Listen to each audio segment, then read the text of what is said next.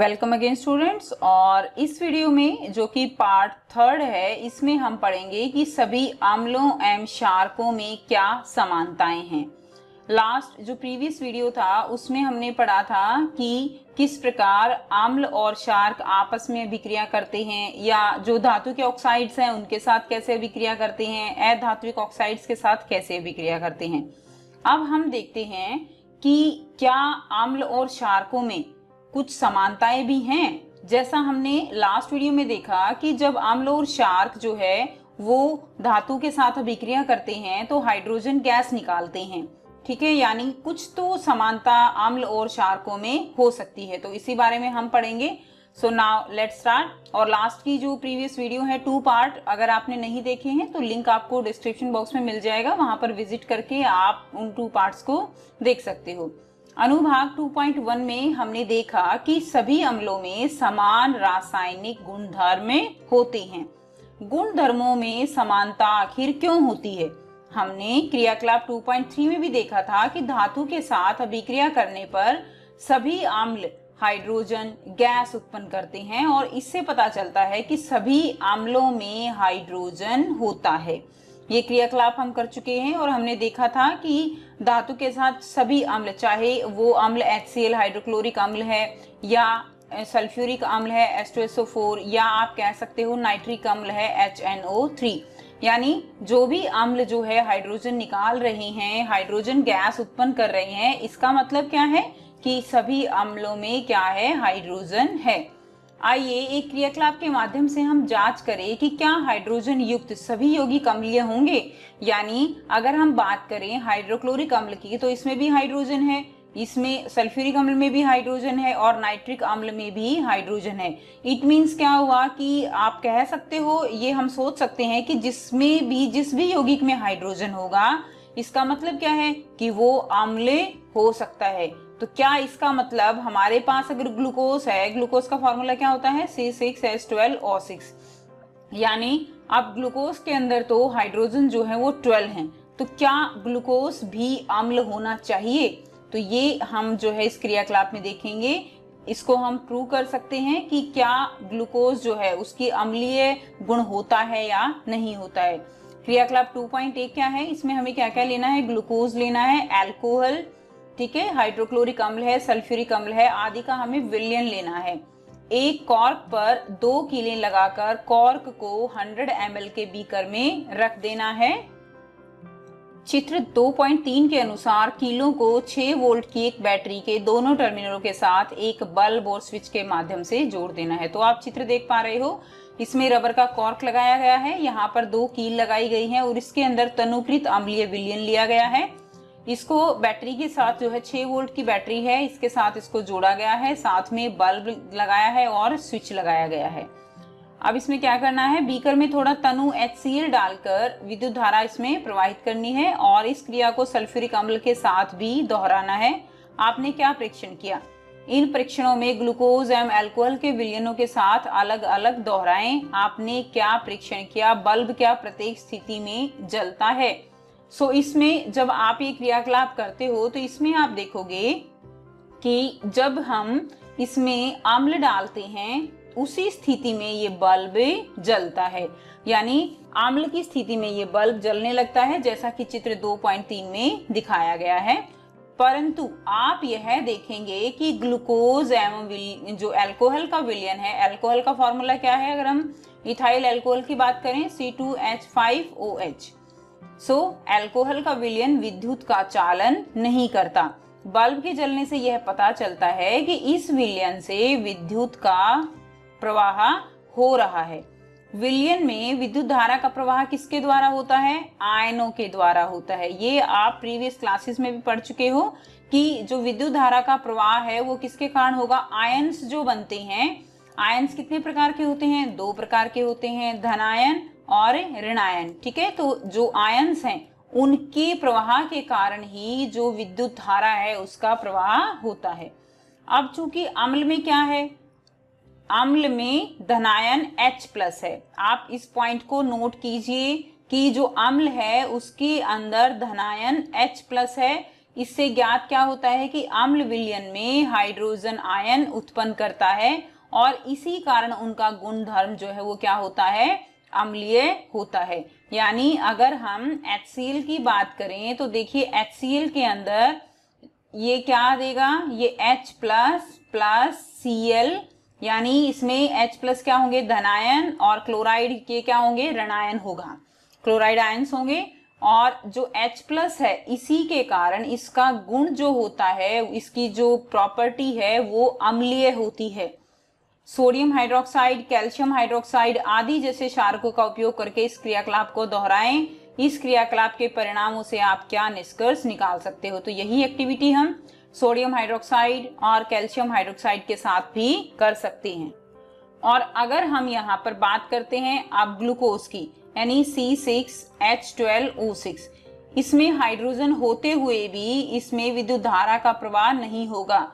इसके अलावा अगर हम इसकी इथाइल अल्कोहल की बात करें C2H5OH, तो इसमें भी हाइड्रोजन के जो है 5 परमाणु हैं, उसके बावजूद भी ये विद्युत धारा का प्रवाह यहाँ पर नहीं होगा। विद्युत धारा का प्रवाह यहाँ पर क्यों नहीं होगा, क्योंकि ये जो विलयन है ये जो है H प्लस आयन नहीं प्रोड्यूस करते, इसमें आयंस नहीं बनते, और आयंस नहीं बनते इसीलिए ना तो इनका व्यवहार अम्लीय होता है और ना ही इनके अंदर से विद्युत धारा का प्रवाह होता है। नेक्स्ट 2.2.1 जलीय विलयन में अम्ल या क्षारक का क्या होता है। ऊपर हमने देखा कि अगर हमने HCl लिया है तो उसका कैसा विलयन तैयार किया है, उसका हमने जलीय विलयन तैयार किया है। चाहे हम H2SO4 की बात करें तो उसका भी हमें जलीय विलयन तैयार करना है। ऐसा क्या होता है कि हमें इनका जलीय विलयन तैयार करना होता है। क्या अम्ल केवल जलीय विलयन में ही आयन उत्पन्न करते हैं? अगर हम जलीय विलयन ना लें तो क्या अम्ल जो है वो विद्युत धारा प्रवाहित नहीं होगी? इसकी जांच हम करेंगे एक क्रियाकलाप के द्वारा। क्रियाकलाप 2.9 है और ये क्रियाकलाप जो है ये आपके लिए काफी इंपॉर्टेंट हैं। इनसे क्वेश्चंस जो है आपके वो कवर होते हैं। एक स्वच्छ एवं शुष्क परखनली में लगभग 1 ग्राम ठोस NaCl लेना है। सोडियम क्लोराइड हमने एक परखनली के अंदर ले लिया और चित्र 2.4 के अनुसार उपकरण को व्यवस्थित करना है। परखनली में और क्या लेना है, कुछ मात्रा में सांद्र सल्फ्यूरिक अम्ल इसके अंदर हमें डालना है। ठीक है, उसके बाद क्या करना है, आपने क्या परीक्षण किया, क्या निकास नली से कोई गैस बाहर आ रही है, तो आपको देखना है कि क्या कोई गैस बाहर आती है या नहीं आती है। यहाँ पर आप देखोगे कि यहाँ पर अभिक्रिया क्या हो रही है। यहाँ पर जब आप NaCl, हमने क्या लिया है, हमने लिया है सोडियम क्लोराइड NaCl और इसमें हमने डाला सल्फ्यूरिक अम्ल जो कि कैसा है, सांद्र है, कंसंट्रेटेड है, और इससे जो अभिक्रिया होगी वो क्या होगी, NaHSO4 यहाँ पर बनेगा और साथ में HCl गैस निकलेगी। हमें इस HCl गैस जो निकल रही है इसका परीक्षण करना है। आप जो है क्या कीजिए, जो लिटमस पेपर है उसको आप गीला कर लीजिए। ठीक है, आर्द्र लिटमस पेपर से इसको टेस्ट कीजिए और जब आप लिटमस पेपर को गीला करके टेस्ट करोगे तो आप देखोगे कि इसका कलर चेंज हो जाता है।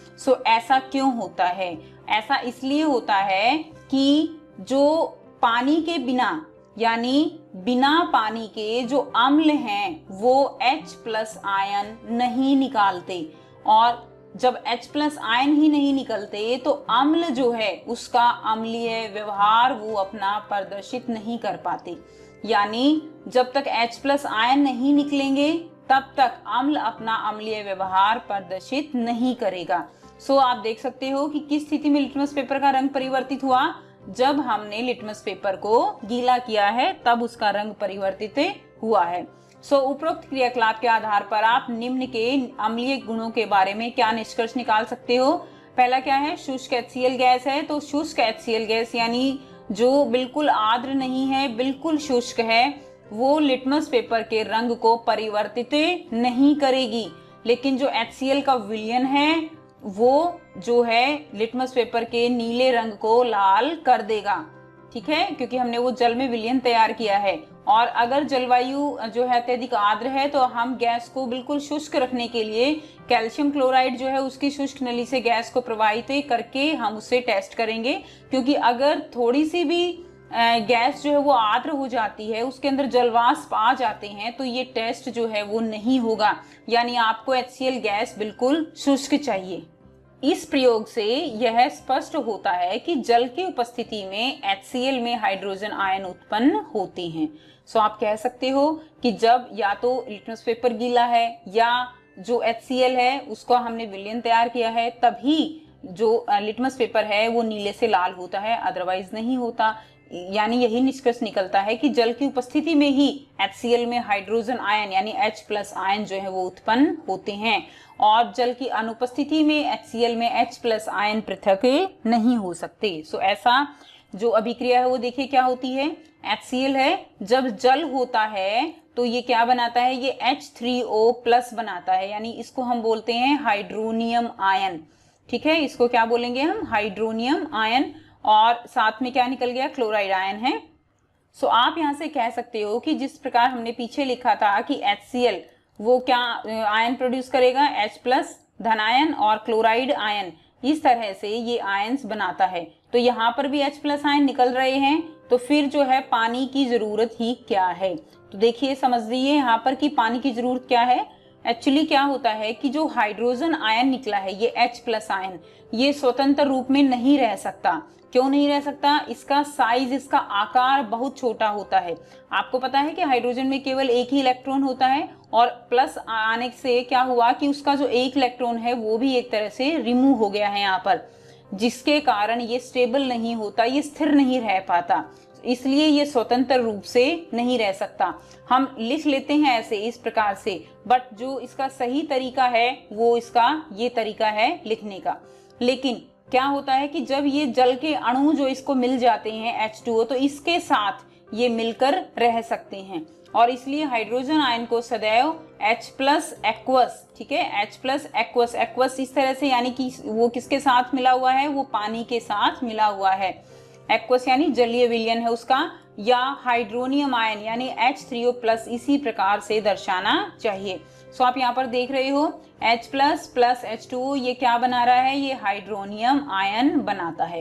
हमने देखा कि अम्ल जल में हाइड्रोनियम आयन अथवा H+ आयन प्रदान करता है।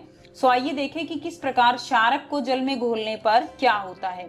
सो आई होप आपको यहाँ पर क्लियर हो गया है कि क्यों H+ आयन स्वतंत्र नहीं रह सकते, और H+ आयन जो है वो एक तरह से क्या है, वो हाइड्रोनियम आयन होते हैं।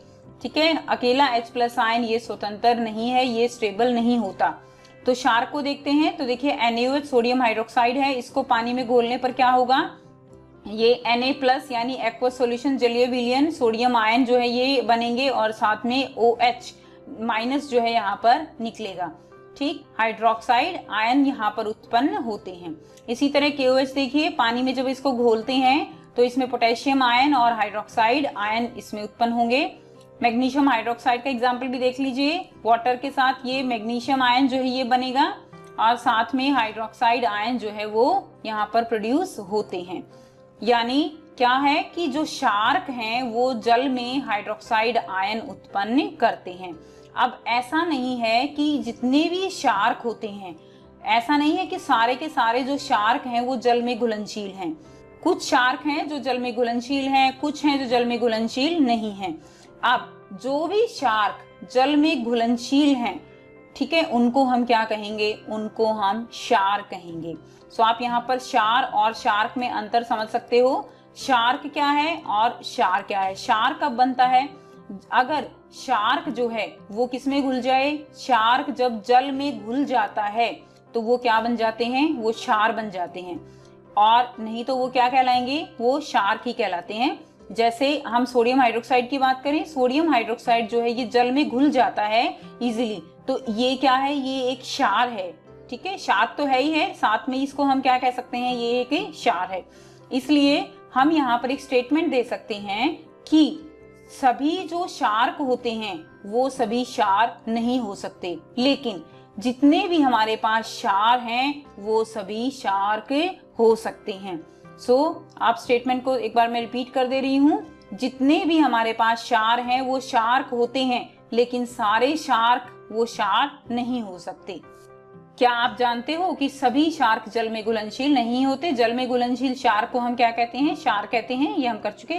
इनका स्पर्श साबुन की तरह और स्वाद जो है वो कड़वा होता है। ये बहुत ही चिकने होते हैं। अगर आप सोडियम हाइड्रोक्साइड की पैलेट्स को देखोगे टच करके तो वो बहुत ही चिकनी होती है। जिस प्रकार आपने साबुन देखा है, साबुन चिकना होता है, तो साबुन भी सोडियम हाइड्रोक्साइड से ही बनता है। और इसी तरह जो शार्क हैं वो इस तरह चिकने होते हैं। इनकी प्रकृति जो है वो संक्षारक होती है। इन्हें कभी भी छूना या चखना नहीं चाहिए क्योंकि ये हानिकारक होते हैं। तो देखिए, जब ये बिल्कुल सांद्र होते हैं तो ये हानिकारक होते हैं। सारणी 2.1 में कौन से शार्क जो हैं वो क्षार हैं, ये आपको बताना है। अब तक हम जान चुके हैं कि सभी अम्ल H+ तथा सभी शार्क OH- उत्पन्न करते हैं। H+ यानी हाइड्रोनियम आयन, आप देखिए यहाँ पर एक्वस लिखा हुआ है, और OH यानी हाइड्रोक्साइड आयन जो है वो उत्पन्न करते हैं। अब हम उदासीनीकरण अभिक्रिया को निम्नलिखित रूप से व्यक्त कर सकते हैं। हमने लास्ट लेक्चर में उदासीनीकरण अभिक्रिया पढ़ी थी, उसमें हमने पढ़ा था कि अम्ल और क्षार एक दूसरे के प्रभाव को समाप्त कर देते हैं और क्या बनाते हैं? लवण बनाते हैं और जल निकलता है।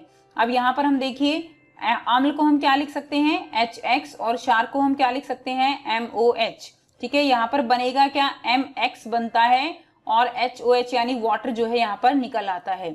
सो यहाँ पर क्या होगा? H+ जो आयन है और OH- जो आयन है, ठीक है, ये H+ यहाँ से निकलेगा और OH- यहाँ से निकलेगा। यहाँ पर फिर क्या बनेगा? यहाँ पर पानी बनता है। सो आइए देखिए कि अम्ल या क्षार में जल मिलाने पर क्या होता है। क्रियाकलाप 2.10। सो एक बीकर में 10 ml जल लीजिए। आप यहाँ पर जो है हम जो पढ़ने वाले हैं वो यही है कि अम्ल और क्षार में अगर हम इसके अंदर जल मिला दें तो क्या होता है। ये हम पहले भी बता चुके हैं कि अम्ल और क्षार में जब जल की मात्रा बढ़ाई जाती है तो उसको हम तनु करना कहते हैं, और जब वो अपनी शुद्ध अवस्था में होता है तो उसको हम सांद्र कहते हैं। सो यहाँ पर हम देखेंगे कि जल मिलाने से उनके अंदर क्या होता है। इसमें कुछ बूंदे हम किसकी लेंगे? सल्फ्यूरिक अम्ल की डालकर बीकर को धीरे धीरे घुमाएंगे। हमने 10 ml जो है वाटर लिया है, उसके अंदर हम सांद्र सल्फ्यूरिक अम्ल की बूंदे डाल रहे हैं। बीकर के आधार को नीचे से आपको उसको टच करके देखना है, क्या तापमान में कोई परिवर्तन आया? आप देखोगे यहाँ पर कि बीकर गर्म हो जाता है। ठीक है, बीकर कैसा हो जाएगा? गर्म हो जाएगा। अब आपने फर्स्ट चैप्टर में पढ़ा था कि अगर जब भी कोई इस तरह से दो यौगिक आपस में मिलते हैं तो क्या होता है कि अगर ऊष्मा निकलती है तो वो रिएक्शन कैसी होती है? वो रिएक्शन ऊष्माक्षेपी होती है, और अगर तापमान कम होता है तो वो रिएक्शन होती है ऊष्माशोषी। सो यहाँ पर तापमान बढ़ जाता है, यानी ये कैसी अभिक्रिया हो रही है? यहाँ पर ऊष्माक्षेपी हो रही है। इन दोनों के मिलने से, पानी और अम्ल के मिलने से ऊष्मा निकल रही है, यानी आप इसको एक तरह से इस प्रक्रिया को ऊष्माक्षेपी कह सकते हो।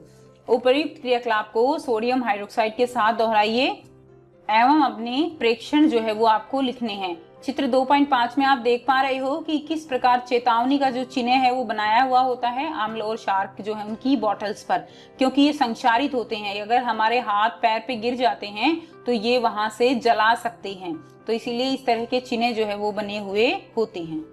जल में अम्ल या क्षार के घुलने की प्रक्रिया कैसी है? अत्यंत ऊष्माक्षेपी होती है। ये हम एक्टिविटी से कर चुके हैं। जल में सांद्र नाइट्रिक अम्ल या सल्फ्यूरिक अम्ल को मिलाते समय अत्यंत सावधानी रखनी चाहिए। अम्ल को सदैव धीरे धीरे और जल को लगातार हिलाते हुए जल में मिलाना चाहिए। काफी इंपॉर्टेंट क्वेश्चन है कि अम्ल को जो है कैसे, उसके लिए जो प्रिकॉशन, जो सावधानियां बरतनी है वो क्या है कि अम्ल को जो है सदैव धीरे धीरे मिलाना चाहिए। ऐसा नहीं है कि आपने पानी ले रखा है और ऊपर से एकदम से आपने जो है इसके अंदर अम्ल डाल दिया। एक एक जो है धीरे धीरे बूंद बूंद करके इसके अंदर डालना है और इसको बीकर को लगातार जो है हमें हिलाते रहना है। सांद्र अम्ल में जल मिलाने पर उत्पन्न हुई ऊष्मा के कारण मिश्रण आस्फलित होकर बाहर आ सकता है। यानी हमने देखा कि जो ये प्रक्रिया है ये ऊष्माक्षेपी प्रक्रिया है, और जैसे ही आप इसमें अम्ल मिलाते हो तो क्या होगा? ऊष्मा बाहर निकलेगी। ऊष्मा निकलेगी तो क्या होगा कि एकदम से ये जो इसके अंदर विलयन है वो एकदम से उछलकर हमारे मुंह पर आकर जो है गिर सकता है, एकदम से बाहर उछलकर आ सकता है और हम जल सकते हैं। साथ ही अत्यधिक स्थानीय ताप के कारण प्रयोग में उपयोग किया जा रहा कांच का पात्र भी टूट सकता है। यानी एकदम से तापमान ऊष्माक्षेपी है तो एकदम से मिलाने से एकदम से तापमान बढ़ सकता है, जिसके कारण जो कांच का पात्र है वो भी टूट सकता है। और सांद्र सल्फ्यूरिक अम्ल के कैन तथा सोडियम हाइड्रोक्साइड की बोतल पर चेतावनी के चिन्ह को भी हम जो है ध्यान से देखिए, हम देख चुके हैं। सो यहाँ पर जल में अम्ल या क्षारक मिलाने पर आयन की सांद्रता में प्रति इकाई आयतन में कमी हो जाती है, ठीक। और इस प्रक्रिया को हम क्या कहते हैं, तनुकरण कहते हैं, एवं अम्ल या क्षारक तनुकृत होते हैं। अब यहाँ से हमारा क्वेश्चन बनता है जो आप भी इजीली अब आंसर कर सकते हो कि आप बता सकते हो कि हमें अम्ल के अंदर जल मिलाना चाहिए या जल में अम्ल मिलाना चाहिए, ठीक है। ये हमारे पास, इसमें हमारे पास क्या है, इसमें जल है और इसमें है हमारे पास यहाँ पर अम्ल है। तो इसमें कौन सा प्रोसीजर ठीक है, ऊपर से इसके अंदर अम्ल मिलाना चाहिए पानी के अंदर, या अम्ल के अंदर जो है हमें पानी डालना चाहिए? आपके अनुसार कौन सी प्रक्रिया ठीक होनी चाहिए? ठीक है जी हाँ, तो जो फर्स्ट वाली प्रक्रिया है ये बिल्कुल ठीक है। ऐसा क्यों है? क्योंकि देखिए हमने पढ़ा कि ये ऊष्माक्षेपीय भी एक प्रक्रिया है। सो जब हम पानी है, पानी का तापमान ज्यादा नहीं होगा और जैसे ही जब हम बूंद बूंद करके अम्ल मिलाएंगे तो जो ऊष्मा निकलेगी उसको पानी अपने अंदर अवशोषित करता हुआ चला जाता है, ठीक है ना। उस जो वाटर है ठंडा, उसके अंदर वो पानी जो ऊष्मा है वो उसको अपने अंदर अवशोषित कर लेता है। लेकिन अगर दूसरे केस में आप देखोगे, पहले ही अम्ल बहुत ज्यादा गर्म है, उसके अंदर ऑलरेडी बहुत ज्यादा उसका तापमान है और जैसे ही आप उसके अंदर पानी डालोगे और ऊष्मा निकलेगी तो ये बहुत ही ज्यादा खतरनाक हो सकता है। इसलिए हमेशा पानी के अंदर अम्ल मिलाना चाहिए, न कि अम्ल के अंदर पानी। अब देखिए क्या होता है, हमने पहले भी ये पॉइंट जो है डिस्कस किया है कि तनुकरण क्या होता है, कि जब सांद्र अम्ल होता है तो उसमें 99.9% जो है क्या होते हैं, एक तरह से H+ आयंस होते हैं। या अगर हम क्षार की बात करें, जैसे सोडियम हाइड्रोक्साइड है NaOH, तो अगर हम सोडियम हाइड्रोक्साइड की बात करें तो इसमें 99.9 क्या है, OH हाइड्रोक्साइड आयंस हैं। सो क्या होता है कि जब हम इसके अंदर पानी मिलाते हैं, जैसे ही हम अम्ल जो है इसको अम्ल को पानी के साथ मिलाएंगे तो जो H+ आयन है, या अगर हम क्षार की बात करें तो OH- आयंस हैं, इनका प्रति इकाई आयतन जो है उसमें कमी आ जाती है। जैसे अगर मान लीजिए हमने 10 ml जो है यहाँ पर क्या लिया हुआ है, पानी लिया हुआ है, और 5 ml जो है हम यहाँ पर क्या मिलाते हैं, इसके अंदर अम्ल मिलाते हैं, तो क्या होगा कि जो 5 ml है ये इस पानी के साथ मिलकर टोटल कितना हो जाएगा, 15 ml हो जाएगा। सो यहाँ पर जो अम्ल 5 ml में H+ आयन जो बिखरे हुए थे, अब वो कितने में बिखर जाएंगे, वो 15 ml में बिखर जाएंगे। सो यहाँ पर आप कह सकते हो कि प्रति इकाई आयतन उसमें जो H+ आयन है यानी हाइड्रोनियम आयन है या हाइड्रोक्साइड आयन है, उनमें कमी आ जाती है। और यही प्रक्रिया, यानी अब ये अम्ल 5 ml अम्ल जितना डेंजरस था हमारे लिए, उससे कहीं कम डेंजरस हो गया 15 ml अम्ल, क्योंकि इसके अंदर इसकी जो पावर है वो कम हो गई है। इसके अंदर H+ आयन की जो पावर थी वो कम होती चली जाती है, और इसी प्रोसेस को हम कहते हैं तनुकरण करना, ठीक है। तो इसको हम क्या कहेंगे, तनुकरण। और इसी प्रोसेस से अम्ल और क्षारक जो है वो तनुकृत होते हैं। सो यहाँ से आपके काफी इंपॉर्टेंट क्वेश्चन जो है वो कवर हो गए हैं, और आप जो ये ब्लू बॉक्स के क्वेश्चन है इनको इजीली सॉल्व कर सकते हो। हम इन क्वेश्चंस को एक साथ, जब चैप्टर ये फिनिश हो जाएगा, एक साथ हम ब्लू बॉक्स क्वेश्चंस हैं या एक्सरसाइज क्वेश्चंस हैं उनको डिस्कस करेंगे। आई होप आपको टॉपिक क्लियर हो गया है। फिर भी अगर कोई प्रॉब्लम है तो आप कमेंट करके पूछ सकते हो। And thanks for watching.